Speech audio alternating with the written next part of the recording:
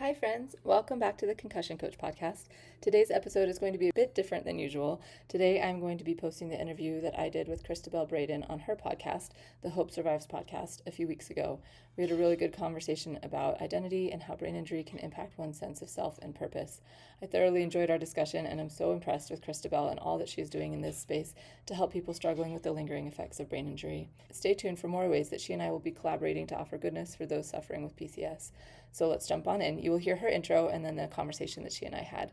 I hope it provides some helpful insights. Enjoy. Sense of self is often affected after brain injury. And today we are talking all about these identity shifts, both for survivors and families, why they may happen, what could be going on beneath the surface, and how to move forward with a renewed sense of identity post-brain injury. There is always hope, and you are not alone. Hi, I'm Cristabelle Braden, and this is my brain injury podcast, Hope Survives. This is an uplifting podcast to bring hope to your darkest days. As a survivor of traumatic brain injury and multiple concussions and re-injuries, I know what it's like to struggle to find hope. I don't want anyone to feel as alone as I did, and that's why over 10 years ago, I started an online community called Hope After Head Injury, which has now launched into a nonprofit organization called Hope Survives. Hope Survives envisions a world in which every survivor of brain injury and every member of their family are seen, loved, heard, valued, supported, uplifted, and never alone. This podcast is an extension of that, and I'd love to invite you to join along as we explore the realities of life with brain injury, with messages of encouragement, interviews with doctors and professionals, and survivor and family stories. No matter where you're at on your journey, there is always hope. With a little hope, you can make it through today. With a little faith, someday you'll get through the pain. Just a little love is enough to light the way through your darkest night. Hope survives. A little faith, a little love. Hope survives. Hey friends, welcome back to Hope Survives podcast. I'm your host, Cristabelle. Thank you so much for tuning in today. I am a survivor of brain injury, and over the years living with my TBI, I have gone through a lot of different stages of learning how to cope with it. It obviously led me to starting this podcast and eventually to founding Hope Survives, our nonprofit for brain injury. But I think more than anything, one of the biggest struggles through brain injury has been the identity piece. Suddenly you feel different. You might look the same on the outside or it's invisible, or maybe you notice some subtle changes in how you look. I know for me, like one side of my body got weaker and I could see it in my facial expressions. I just did not feel like me. Changes in abilities, changes in relationships. It just can be really overwhelming. And in the last couple of episodes, we were talking about grief and ambiguous loss. And this conversation, I think, is kind of tied into that, or maybe the next step of let's talk about our identity and how do we reconnect with ourselves post brain injury. And for families, how do you reconnect as a family? For family members, you're affected as well. And so we're going to be addressing all of these points in today's conversation with Bethany Lewis. Bethany Lewis is a neurological occupational therapist, a certified life coach, and she has combined her passions of occupational therapy, brain health, and mental and emotional well-being into a concussion coaching program where she helps people suffering from post-concussion symptoms and their caregivers to navigate recovery and gain control over their lives again. She also has a podcast called The Concussion Coach that I was a guest on just a few months ago. So I'm so glad to have her here today to be able to have this really important conversation on identity. it is natural to feel defined by your TBI. I mean, I always say your brain injury doesn't define you, but the reality is a lot of times we feel like it does. We can say one thing and say, my brain injury doesn't define me. I'm more than my brain injury. We can say those things and we can even believe them to be true in our head. But a lot of times maybe what we think is true in our head doesn't always match how we feel, doesn't always match our experience. And it can take time and it can take some intentional processing to be able to come to a place where I can really say, I am more than my brain injury. These struggles have shaped me, but they don't define me. These struggles are not who I am. My brain injury is not who I am at my core. Now, it has affected pretty much every part of my life. And for a long time, I did feel like it defined me. And that's actually why I wrote a song called More to Me many years back, about how I'm more than my brain injury. But it's so hard in the moment when you are just every day struggling to be able to actually believe it. And so my encouragement, if you're a survivor listening today, is that if you felt this way, please give yourself grace. Don't be hard on yourself. It's natural to feel that way. It's common. It's going to happen. But do yourself the service and give yourself the opportunity to process it. We've created some journaling prompts on hopesurvives.org on identity after injury for you to be able to process through if journaling is your thing. We also have created a resource called Family Identity After Injury for family members to kind of help them know what to expect, whether you just had your injury or whether you've been going through it, to kind of talk about how family dynamics shift and how things just feel different because your family has like an identity at its core as well that gets shaken up. And so we could probably talk about this for a year on the podcast, but I hope that today's conversation is encouraging and helps you to see that you're not alone. And if you're a professional listening, helps you to help those that you're working with brain injury. If you're a friend of somebody who's had an injury, so glad you're listening. If you've had the injury yourself, if you're a family member, we want you to know you're here, you're in the right place, you're not alone. At Hope Survives, we've just started some new support groups. We have Hope for Family group for family members, Hope for couples navigating brain injury together. We have a new group called Found Connection for survivors who do not have a support system. And we also have the Hope After Head Injury groups that meet twice a month about brain injury symptoms just generally, and Renewed by Faith, which is our faith-based brain injury group, as well as a brain injury Bible study that's happening right now that we're hoping to do more of. There's a lot of other great things happening, so you can check all that out at hopesurvives.org. But before we move into the interview, I want to thank our sponsor, the Functional Neurology Center. The FNC's personalized neuro recovery programs offer hope for those suffering from brain injuries, dysautonomia, vestibular chronic pain, stroke, movement dysfunction, developmental disorders, PPPD, FND, and complex post-concussion.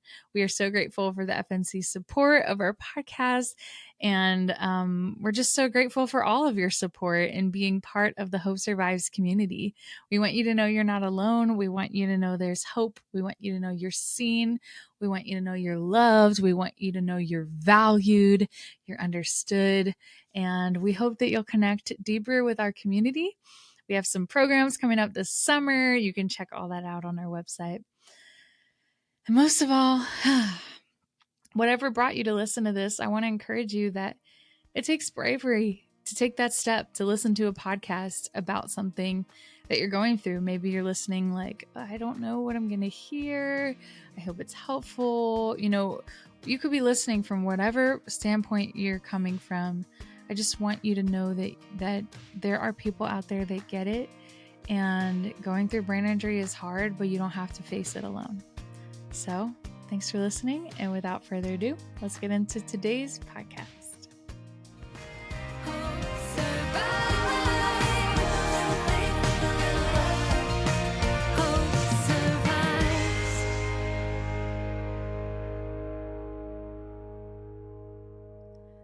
Well, today I am so excited to welcome Bethany Lewis here on Hope Survives podcast. Bethany had me on her podcast just a couple months ago. She has a wait. Is it called The Concussion Coach, or what's your podcast called? Yeah, it's called The Concussion Coach. Okay. I had like a brain moment of like, wait, I know that's what her website's called, but is that actually what the podcast name is? But yes, The Concussion Coach.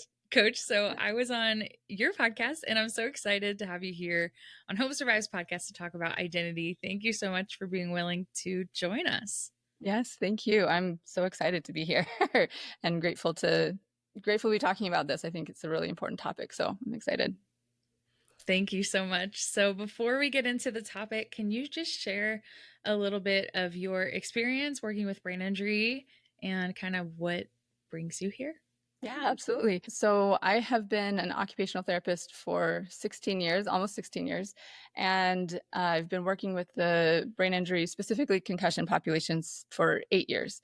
When I first started working in a concussion clinic, I was just astounded at hearing all of the stories that had similar themes running through them of people trying to get help and not getting quality help and not finding answers to their questions and dealing with so much. Before working, I worked at a place called Cognitive FX, and I was just astounded at how much a concussion could like turn someone's life upside down. And I didn't know that at all until I was interacting with lots of people who were coming through that program. And I saw them make changes and find healing, and it was astounding that nobody knew that healing was possible. It seemed like it was a brand new thing for them.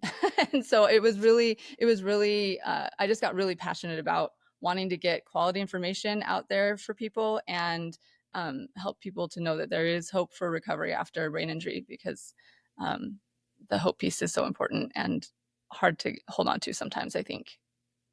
Yeah. And well, that's really what we're called, right? Hope Survives. That's why, because it is hard to find hope in it. And yeah, thank you. So, what actually led you to working with concussion, if I might ask?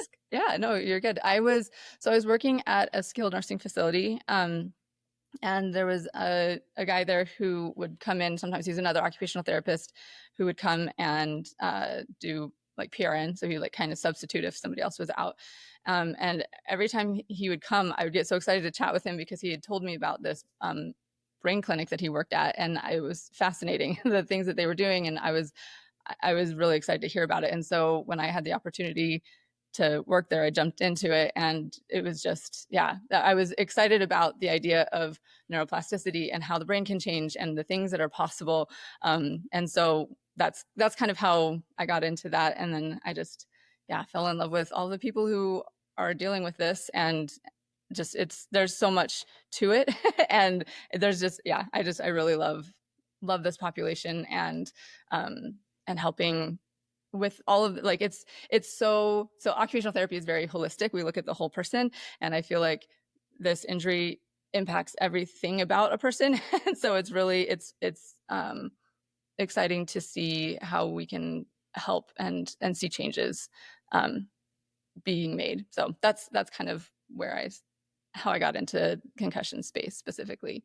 And then I got into, so I've been doing the occupational therapy. Then I got into life coaching, and really fell in love with how powerful our thoughts are and the mindset piece of things. And I feel like the emotional, mental component, and then later I've learned more about the nervous system component as well. Of all of those play into the healing of the physical so clearly and so dramatically. And so I feel like combining all of those things is really important in helping people speed up their recovery and navigate their journey. So that's kind of where I'm at. I really love doing what I do, and so inspired by the people that I get to work with and that I've seen. There's so much resilience and just faith and hope, and it's really impactful for me in my life, and I'm very grateful. That's great. Thank you for sharing. I love how you mentioned the whole person, right? Like a brain injury affects every part of the person. And I feel like the general society's view of brain injury, TBI, concussion, even any other type of brain injury is the cognitive piece. But you can't really have the cognitive piece without also having the emotional piece and the mental health piece and the way that everything kind of intersects the emotions. And we've been talking about grief and ambiguous loss on the podcast last month and how we have to go through a grieving process.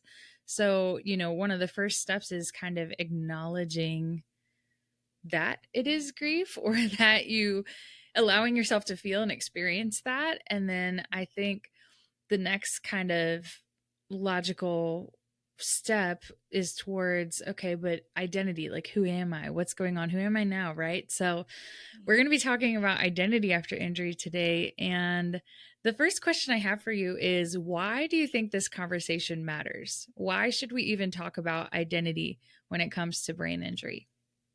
That's such a good question. And again, such a good topic. And I think that's because identity is just core and foundational to our sense of well-being and confidence. Knowing who we are and what centers us is kind of like those first building blocks of knowing how we operate and how we want to show up in the world. And when a brain injury happens, that the rug can feel like it's just being completely pulled out from under you in relation to everything, and including your identity. I think it's such an important topic because it gets challenged, the sense of identity, who you are, what even life is after an injury like this. It's really important. Yeah, thank you for sharing that. I completely agree. I think that metaphor of feeling like the rug's pulled out from under you is a really good one. It's disorienting.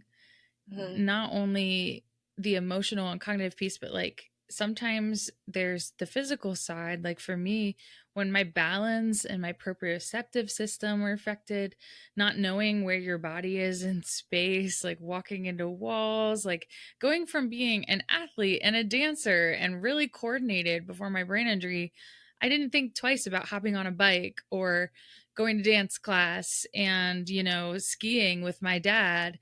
And after the brain injury, it's like walking upstairs became this like huge challenge, right? So it's like so many things can just shift so quickly. And so, for me, in my experience, a lot of it came from changes in abilities when it comes to like the symptoms specifically. I've never really had a headache before the brain injury, so like having symptoms, but there's so many aspects to it. So how would you describe identity changes after a brain injury based on your experience working with those who've sustained injuries? Yeah. One of the things that you said, I think, is an important thing to pull out, which is that everything changed so quickly. I was mentioning this topic to my husband last night, and he made a comment that I think is really good. He said that it's like we're always changing, our identities are shifting, like as humans, as we're growing, as life, we're developing, we're maturing, our interests change, things change naturally. But it's the speed of the change with this, and maybe the direction. Like we're not expecting it, we're not looking forward for it, and all of a sudden these changes are happening so fast, and it's that change when you're not expecting it or not used to it, and that speed of it. That's such a good point because it's not gradual.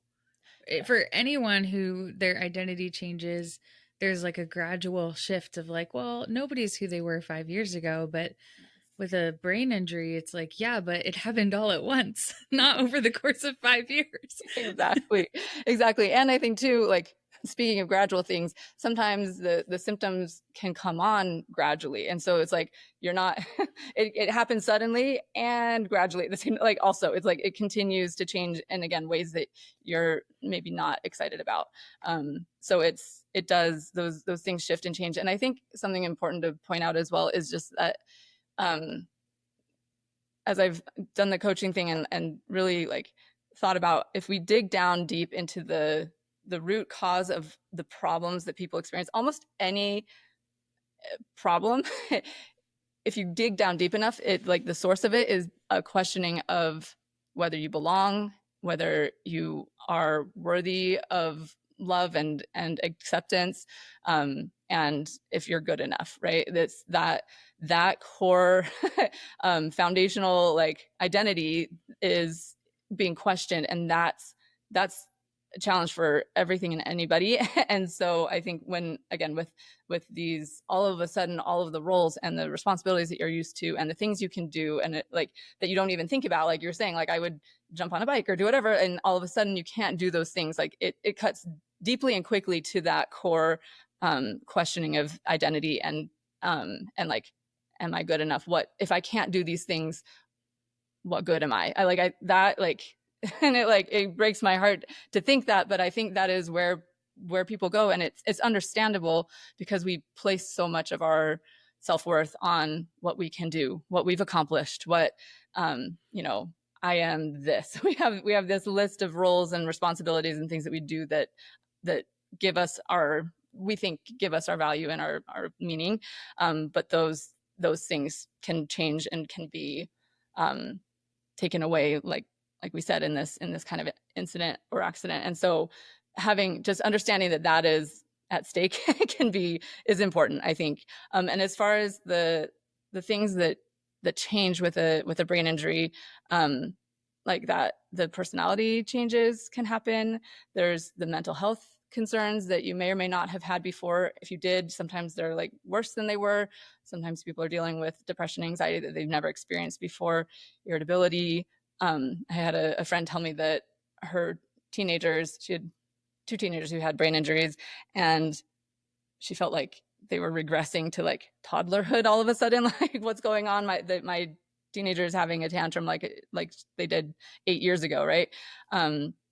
So those personality changes, the anger outbursts, not having a filter, those kinds of things can shift, as well as, like you were mentioning, the symptoms that come up. Those symptoms prevent social interaction like you're used to having, not being able to go and do things and interact with people like you used to. Work challenges can be huge, like you can't think as clearly, or you're overstimulated when you're in that environment or whatever. Like the work can be challenging or impossible sometimes. It puts stress on relationships. Those symptoms make it so sometimes parents can't tolerate being around their own kids. Like, it's just, travel is really challenging. Like you were mentioning, like getting on a bus or whatever, like people travel, like small travel just to and from work, but even like, or, if people had found a lot of meaning in going and seeing new places or traveling with family, like those things can be completely different and maybe impossible. Sorry, I have this whole list of things. Are you okay to me? No, this is great. Okay. This is great. I think I'll just interject real quick. I really like that you have brought up that our identity is often impacted by what we can and can't do, because we generally tend to define ourselves by the things we do or have accomplished, and they're things that take time or that you work towards. And whether it's like a job or a title or grades, like I was in school when my brain injury happened, and I went from honors AP classes to special ed, right? Like, that's an identity shift of like, I had never been in the regular classes. Like, I don't want to be rude about that, but it's like, growing up, I was always the advanced honors classes, and suddenly I'm in classes with a whole different set of kids, right? So it's like, it's just a totally different experience when you cannot function or interact with the world the same way as before. So I thought that was a good point. And I also really appreciated you sharing that it also happens gradually in addition to immediately. Something I've experienced over the years of like setbacks and things like that is like, what I could do last week, I can't always do this week. Or if I'm having a good brain day, so to say, what I can do on that day isn't what I can do today. And we run into this fundamental issue if we're viewing our identity and what we can do or what we've accomplished. When we cannot consistently show up that way, we run into a fundamental issue of, well, who am I? Right? Yes. So Yes. I just thought those were really good points.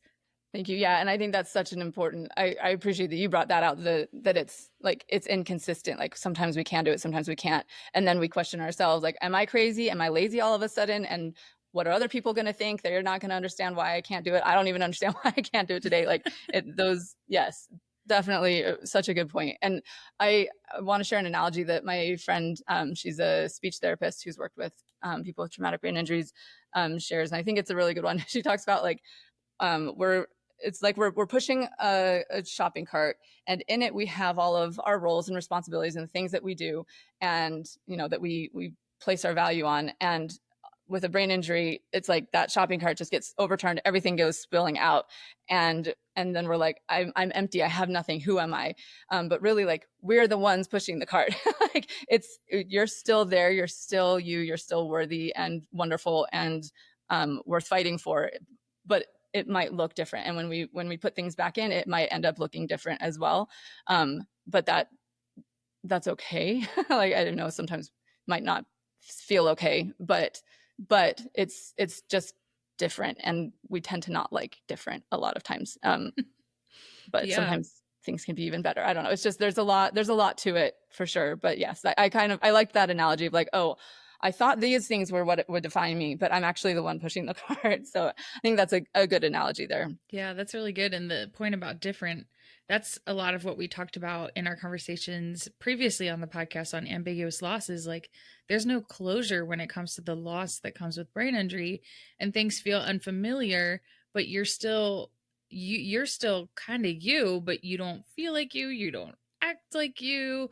And it's like, how do you, every single interaction in the world has been affected by this. So I'd love for you to continue down your list of things that identity changes and things that have affected, but I appreciate this segue here.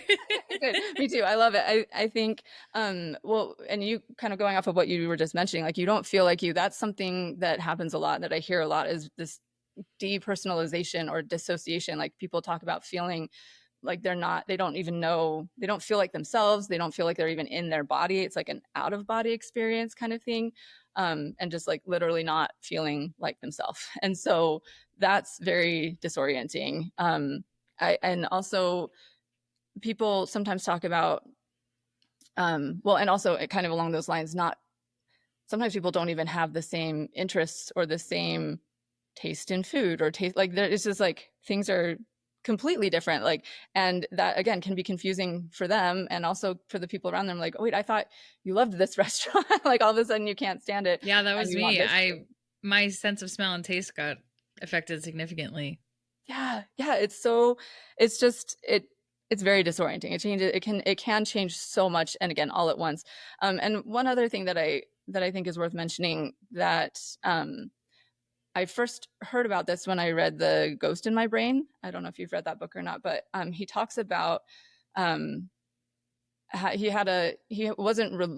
have a specific religion, I don't think, but he had a relation. He felt like he had a relationship with God growing up. He like prayed and felt a closeness to God, and then after his brain injury, he felt like that was completely gone.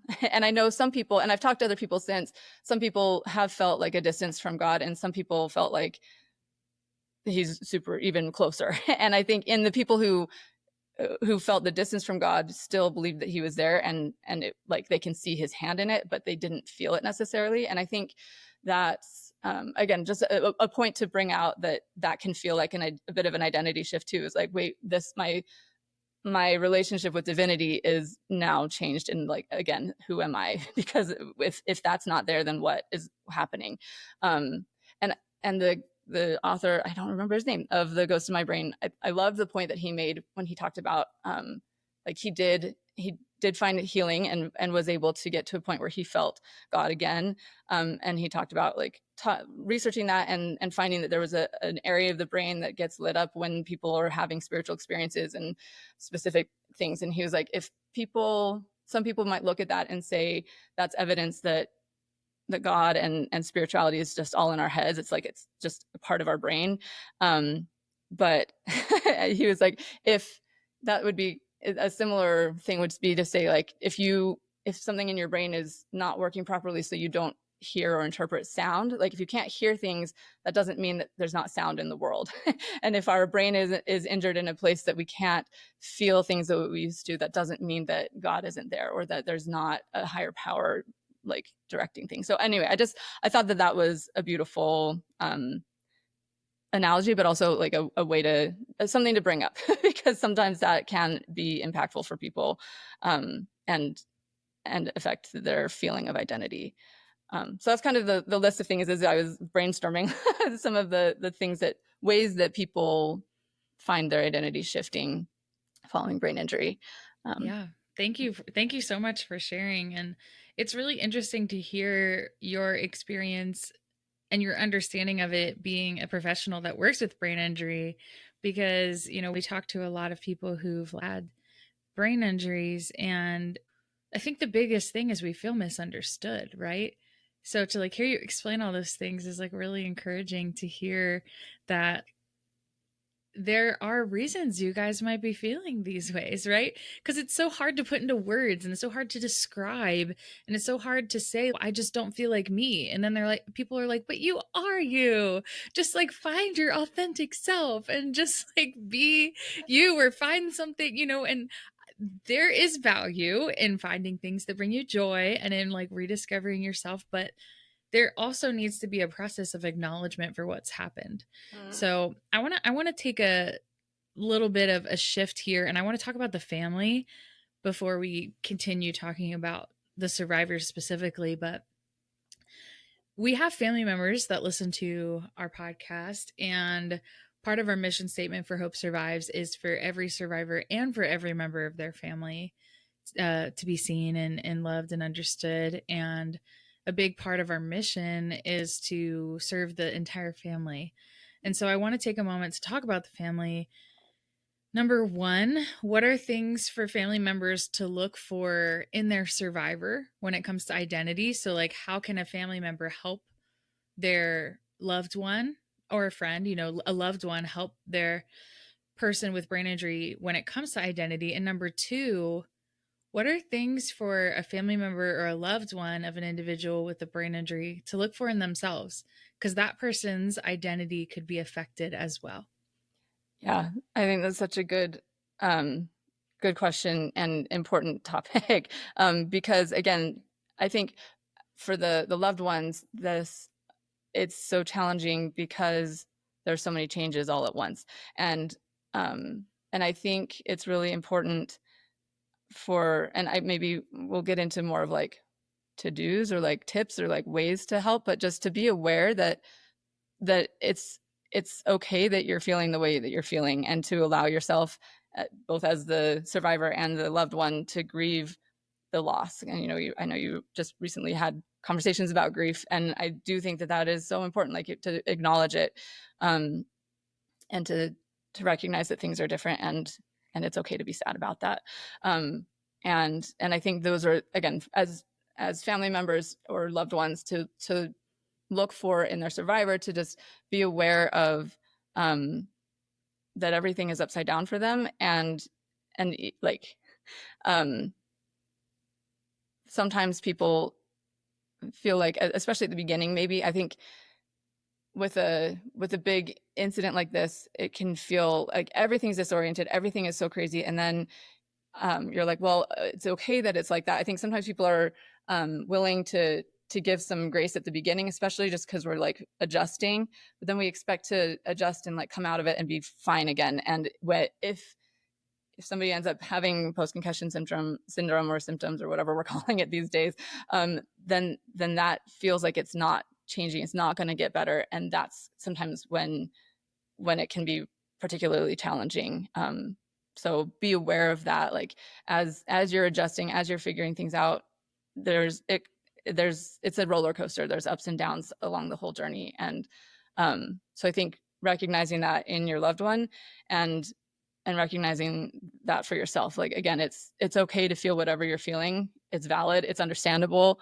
And sometimes the best way through it is through it. It's not, there's not really ways to get around it necessarily, the feelings and the emotions that come up. We just need to process them.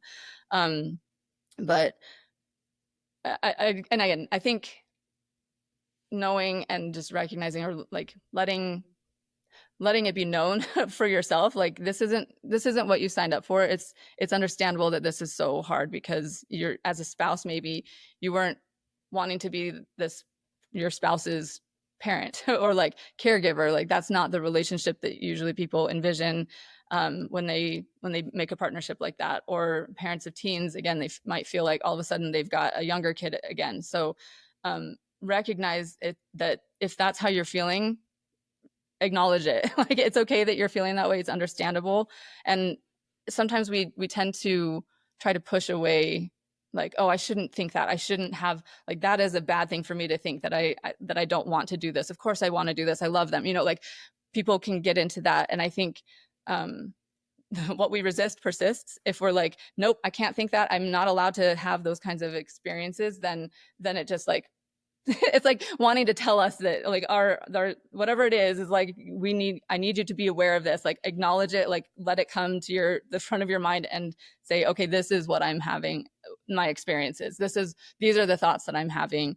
And sometimes even just like letting those out, journaling it, talking to somebody about it, that can be enough to ease it and lighten it and let you move on. But again, I just think the awareness of what they're dealing with and awareness of what you're dealing with really is important. And recognizing, for the caregiver, recognizing that their needs are important too and need to be met, and that their loved one may not be the one to meet those needs right now, but those needs still are important. And like you need to get the me time or the help that you need, and you might need to get that from other sources, and that's okay. And again, it's a season, like there is hope for improvement and change and growth. And even if it takes a really long time, or if it doesn't change in the way that we hope, in the time that we hope, you need to be taking care of yourself in the meantime. And if there, for the caregiver, just another message, if you're feeling resentment, that is a really good cue to take a step back. It means that you're not getting your needs met, and feeling like you have to do all of these things. If you feel like you don't have a choice and you're like suffocated or whatever, like that's because there's some unneed met that you're not getting met, some need that is unmet in you that you need to work towards meeting, and it may not be met by the person that you love, and that's okay. Like you're both going through a lot right now. You're both good humans experiencing a really hard thing together. So those are some of my thoughts. I don't know if those make sense or if you have thoughts on those thoughts, but that's kind of what I was thinking about when I saw that question of like, what is how to help people when they're, or like how the loved ones can be aware of what their loved one is dealing with as well as themselves. So yeah, thank you.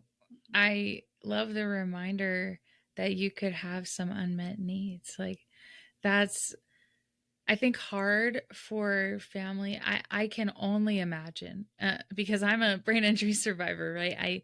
But I can only imagine how hard it could feel to even think those thoughts, because I know, at least for like my family and my mom specifically, she put aside her own needs so much, not just for me, also for my sisters and my dad and everyone. She was just doing everything she could to keep the family together and to take care of everyone, that she allowed, her own needs to not be met. And as I have healed in my own way from my brain injury and grown, we've been able to have conversations where she's like discovering new things about herself that, for a long time wasn't really able to.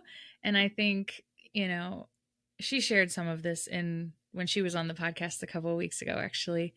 But I think if I could encourage the family members, like being able to allow yourself to think the things that you think maybe you shouldn't be feeling or thinking, like let them come out, because if you just push it down, that's not helpful for anyone. And that your identity matters too, and your grief matters too, right? Because everything feels like it becomes about the survivor, but realizing it's about all of you. You're all affected. So I would love to continue this conversation towards this concept of being defined by your brain injury. Now, there's been conversations about how, we're not defined by our brain injuries. And that's something I started saying like 10 years ago. I wrote a song called More to Me, how there's more than my brain injury. And, it's something that I've talked about a lot, but the flip side of that is we can't just skip to that. We can't just skip to, well, I'm not defined by my brain injury. Like, let's talk about why people feel that way. It's natural to feel defined by your brain injury when your whole life becomes managing symptoms, medications, doctor's visits, therapies, figuring out the maze. Maybe, every day you're reminded because you can't work the same job you did. Your life is different. You can't, like you said, you can't travel or do the things you used to do. And so, how can we contextualize this feeling defined by brain injury? And then after that, first I want to talk about why we feel that way. And then I want to give people grace and permission to feel that way, at least for a little bit, before we can move forward. Now, how can you find your sense of self and identity, even when your life feels overcome by the brain injury? So what are your thoughts on that? Yeah, I think that's such good points. And I think I like that you said that it's natural, like it's understandable. And because of, like you said, like everything's impacted by it. And so it makes sense that would be like, that's where our minds are.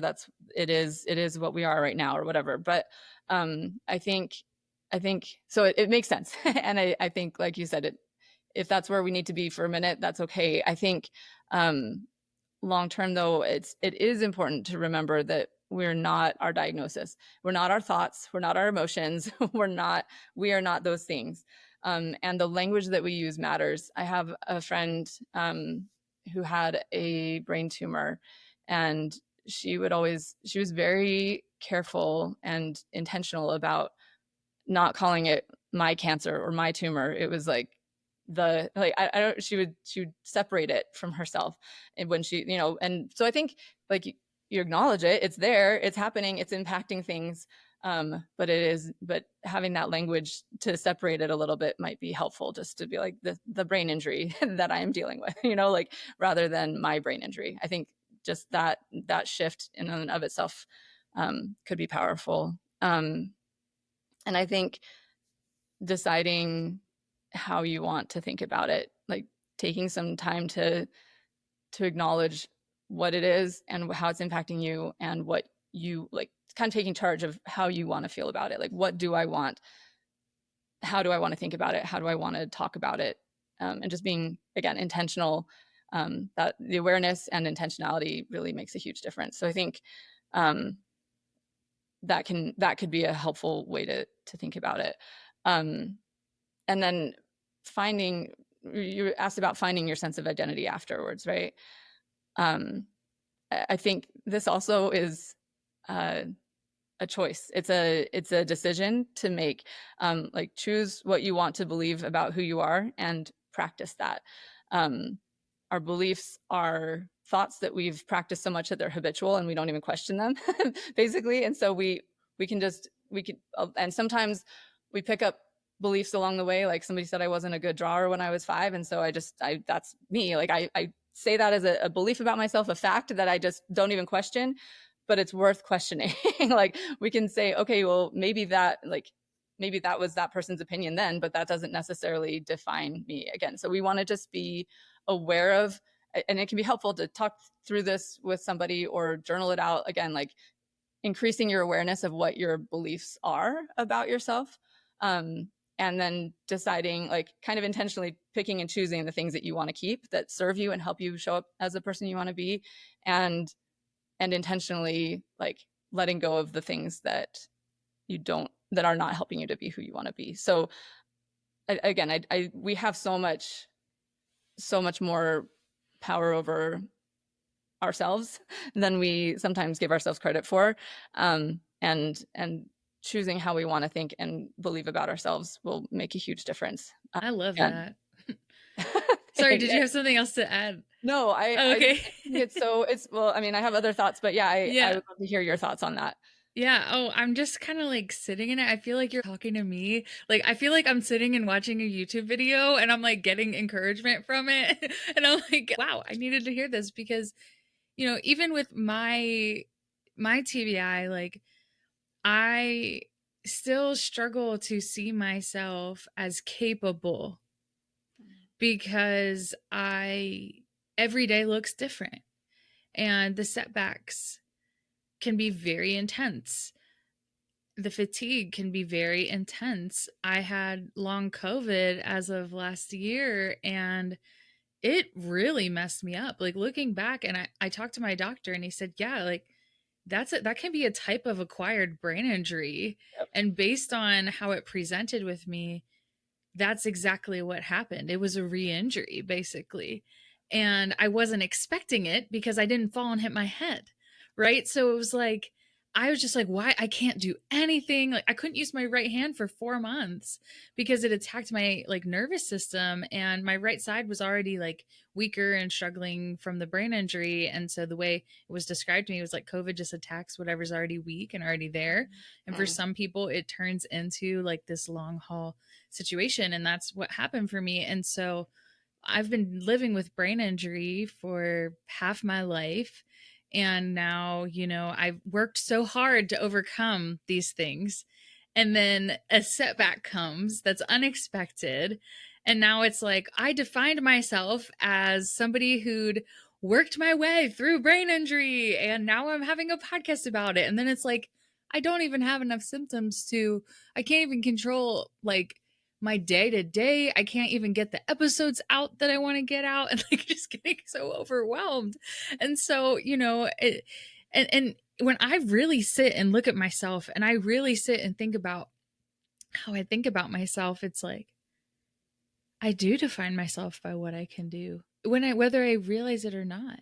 Right. And so it's like, how do we change the language and the way? And I was thinking specifically as you were talking, I have been, well, this isn't an official announcement, but I've been working on a book for a while.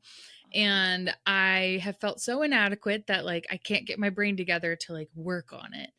And I thought, and you said like, the power of the words. And I thought to myself, kind of as you were speaking, maybe I should just write on a post-it note, like I am an author, and just like put it up on my desk and like tell myself that's who I am. Right. Like, that like I've already written a book in 2017. I wrote a devotional book. It wasn't the type of book I'm trying to write now, but like I have already written things. Right. So it's like, why do I constantly tell myself that I can't?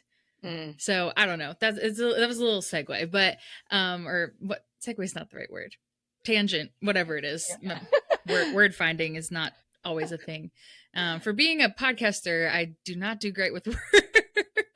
I think you're amazing, and I really, really love what you just shared, and thank you for sharing it. Again, it's so real, it's so raw, and it's so human. I think that's something like, if nothing else, we can remind ourselves we're human. We're having a human experience, and that includes the good and the bad and the ugly, right? Like it's all part of it. And the fact that you are podcasting, like your journey's not done. You're not like, okay, and here it is, and that's what it was. Like you're continuing on. And that again is going to have those ups and downs. And I think it's honestly like so inspiring that you're moving forward through it and sharing your experience with it. And sometimes that may mean you take a pause, and like, again, that's a human experience to have. And it's really helpful, I think, for everybody to hear that and to see it and to know it. Like it's validating, and it's also like, it's just so real. So I think I love that you shared that. And I do feel like it's so important just to let people know, like we're all humans. If nothing else, we can get to that. Like I am human, which means good and bad, like hard and beautiful. Like all of it is part of this experience.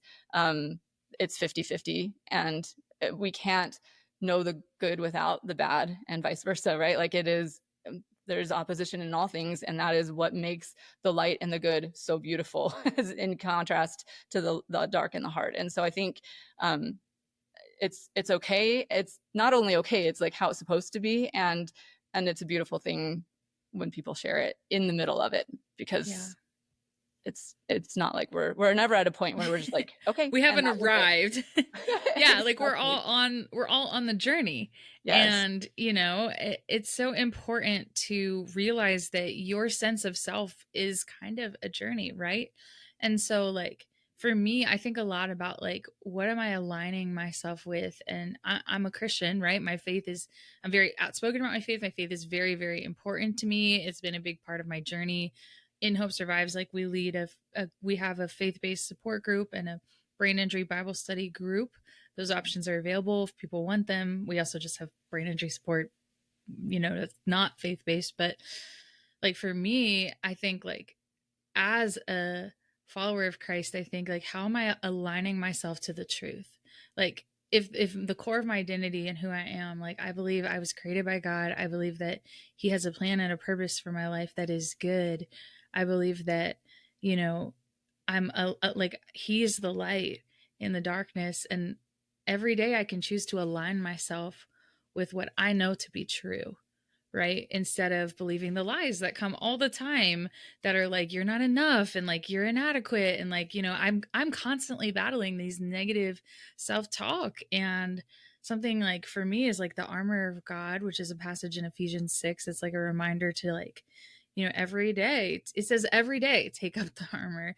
So realizing that we might need to reset every day, and there's nothing wrong with that. Like that's human and that's part of it. So, for me, faith and the word and things like that are the biggest part that helps me connect with identity. That's very personal to me. But as we're getting ready to close here, do you have any suggestions for tools or strategies for people to connect with their identity post injury? Yes. Yes. I love what you just said, and I think that is key and so important. And I'm with you on that faith in Christ, that like aligning with that and that light is what makes a huge difference. But even if people are not Christian, like having a belief in a higher power, like trusting in that, and sometimes leaning on that when you can't believe it yourself, I think can be really helpful. Journaling, like doing a thought download, just like getting everything out on paper, you might discover more about yourself as you're doing that. And that can be a really powerful tool to connect with yourself and know who you are. You could even like Google getting to know you questions, and you can ask yourself those questions. If you're like, I don't even know who I am anymore, like spend some time with you. Oh, I love that. What was that? I The never Runaway thought to do Bride. that. That's Do you so remember that funny. movie? I don't know if you ever saw that movie. Oh, yeah. Where he's like, you don't even know who you are, like figure out what kind of eggs you like. So she like spends some time like trying the different eggs, and you're like, this is what I like. It's just, I think, yeah, asking yourself those questions, getting like, and it's okay to go in as a blank page, be like, oh, I'm going to discover who I am, what I like, what is important to me. Yeah, can I just say, on hopesurvives.org in our resource hub, we have some journaling prompts for survivors that I've actually created. We have a team that's helping with them, but those ones specifically I worked on. And we have journaling prompts on different themes, and we just released one that's journaling prompts for identity. So if that resonates with you, what Bethany's saying about like, I want to get to know myself and journal myself, we do actually have some journaling prompts available if you're not quite sure what to do there. So I wanted to mention I love that. Yes, no, that's so good. Yes, definitely look into those. I think that's fantastic. And I think as you're doing that, just be really like genuinely curious and open. And if you don't know the answer, it's okay to leave it blank. like discovering yourself that way. I think seeking for gratitude, like trying to, like, we all know that what we focus on is what grows. we find what we're looking for. So looking for things to be grateful for, and trying to find the purpose in it. That's something that has been a theme that I've been talking to people, like those who felt like, okay, there's got to be a higher reason for this. How can I like use this to help others? Like they seem to be, it's still really, really hard, but there's that foundation of like, okay, there's reason behind it. And again, I think a lot of times that comes down to a faith as well, like that relying on the higher power, like there's a higher purpose, there's something to this and some good that can come of this. And maybe we don't see it right now, but trusting that there will be is huge, I think. And again, remembering it's okay to be different than you were before. Everyone's changing and evolving, and you're figuring it out. And I think just like accepting, like, which is so easy to say and hard to do, I think. But I found this quote the other day that I really loved, and it says, "We must be willing to let go of the life we planned so as to have the life that is waiting for us." And I think that's so beautiful. Like we think we have things figured out and it has to be this way or else we'll never be happy. And what if there's other ways? What if that's not true? What if there's a billion ways we can be happy and things that we can find and paths we could take that would allow us to find more light and healing and joy? So I think being open to that and accepting what is, there's an analogy that I really like where if you want to get somewhere and you put in your direction, put in the address you want to go to in GPS or ask Siri or whatever, like Siri doesn't berate you for being where you're at. She's not like, I can't believe that's where you are. It's like, you want to get there? Okay, well, where are you? Okay, now let's move forward from there. So I think that kind of like figuring out where you are and acknowledging it, understanding it is like the first step to being able to go where you want to go. So like give yourself the time and the space to figure out and know that it's okay to be where you are. I think is really, really important. Right in the middle. Yeah.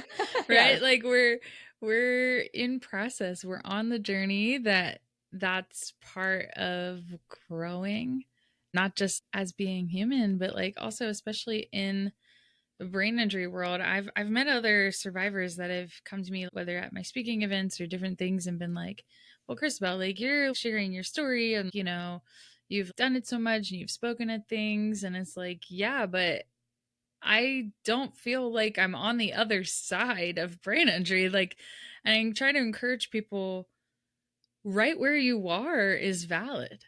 You can share hope with others, even figuring it out yourself, being in the middle. Like there's something really beautiful and raw about being vulnerable. And there's something really, I think, compelling about being able to say, I don't have it all figured out. And I'm going to sit in this tension of the now and not yet and allow myself to feel this right now. Right. And so part of the journey to identity is like, we will not know how our identity is going to shape and change over the years, but we can sit today and ask ourselves, like, who am I today? Who do I want to be tomorrow? Right? How can I step forward with grace for myself and allow myself to be in the process? I think that's so important. And thank you for that reminder. Yeah, I love that. I think that's so beautiful. Thank you. Can I also share really quick some ideas of how families can help their survivors, like the loved ones? I don't know how much time we have, but if it's we're coming down to the end, but we do have a couple. We have like a minute or two. We have a couple very briefly, if you could share. Yeah. But I do think that if you're the loved one trying to help your loved one dealing with the brain injury and finding their identity and all of that, I think really the first step is, like what we were just saying, is to love and accept them as they are, which can be so hard because they're not who you expected them to be. They may not be the same, like again, it feels very disorienting. They may not seem to be the same person from day to day, like what they can do, what they can't do, whatever. But being with them and loving them and holding the space for them. I know that's like I don't know if that's a term that everybody understands, but it's like basically just allowing them the space to be who they need to be. and I know Mel Robbins has a book out. I listened to her podcast. I haven't read the book, but the whole idea of let them, like let them have the experience that they're having. Let them be angry and be mad or have an explosion, like, and do it, if you need to put boundaries to be safe or whatever, like that's okay. You can figure those things out. But giving them that space to have the experience that they're having and not thinking that they're doing it wrong or trying to change it for them.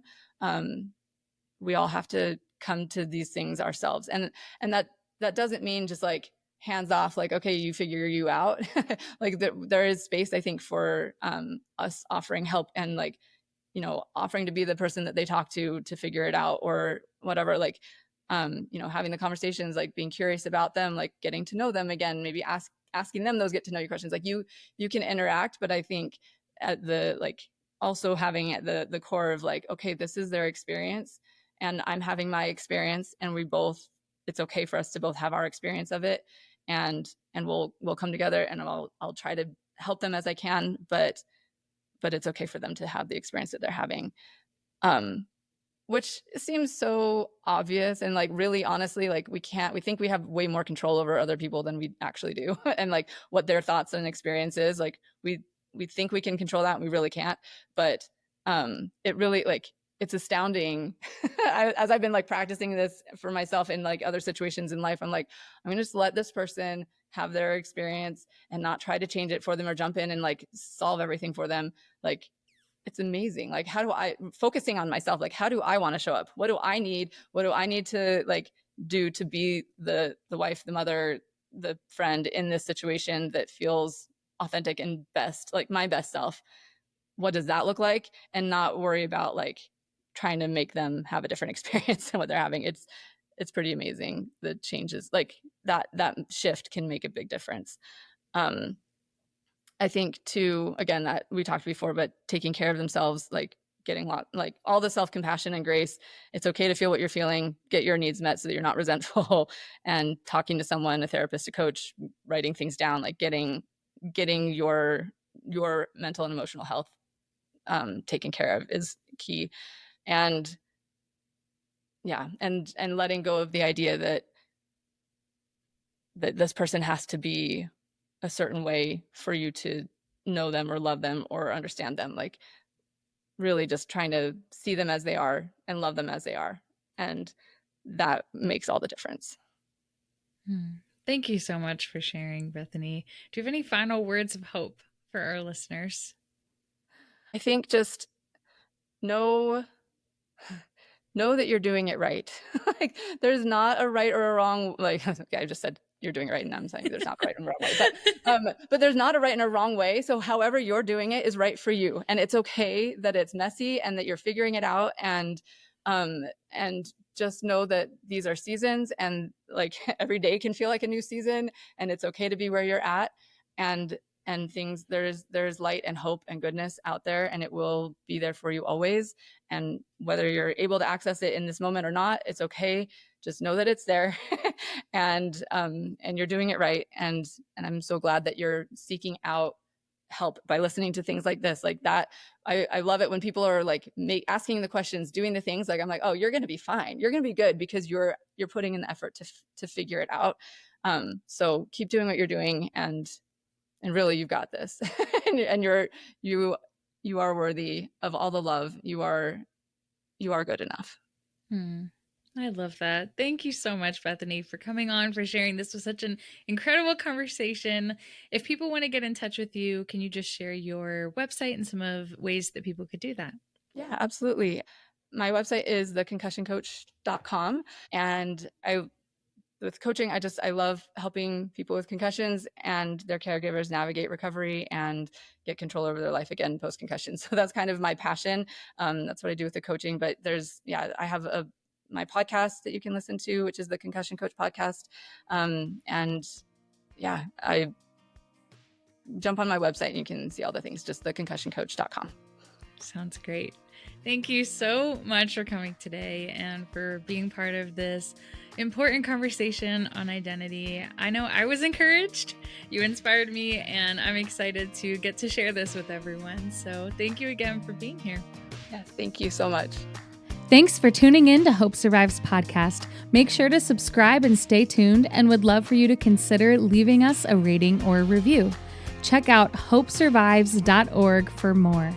We'll see you next time, and remember, there is always hope.